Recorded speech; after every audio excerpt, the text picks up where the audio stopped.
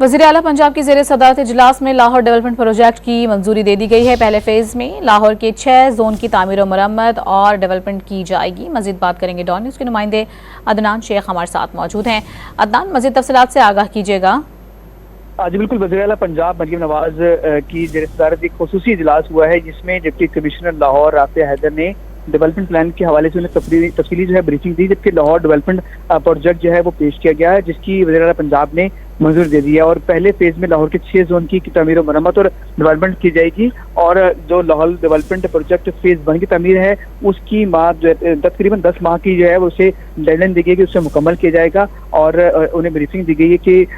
جو فیز 1 کی تکمیل ہے یہ فیز 2 میں دیگر زون کی ڈیولپمنٹ اور تعمیر جو ہے وہ کی جائے، جبکہ ہر زون کی علیحدہ شناخت کے لیے مختلف کلر استعمال کرنے کی تجویز جو ہے اس پر اتفاق کر لیا گیا ہے۔ جبکہ اس موقع پر مریم نواز کا یہ کہنا تھا کہ پہلے فیز میں جو ہے وہ 6 زون کی ڈیولپمنٹ اور تعمیر و مرمت کی لاگت تقریباً 77 ارب 15 کروڑ روپے تخمین لگایا گیا، جبکہ پہلے فیز میں شامل 6 زون کی 93 لاکھ سے زیادہ آبادی جو ہے وہ مستفید ہوگی، اور اس موقع پر جو ہے انہیں بریفنگ میں بتایا کہ ہر زون میں سیویج اور ڈرینیج کے نظام کے لیے مکمل ڈسپوزل سسٹم جو ہے وہ قائم کیا جائے گا، اور جو پہلا فیز ہوگا اس میں 6 زون کی 93 لاکھ سے زیادہ آبادی جو ہے اس کو جو ہے فائدہ پہنچایا جائے گا۔ جی بہت شکریہ عدنان، تمام تر تفصیلات سے آگاہ کرنے کے لیے۔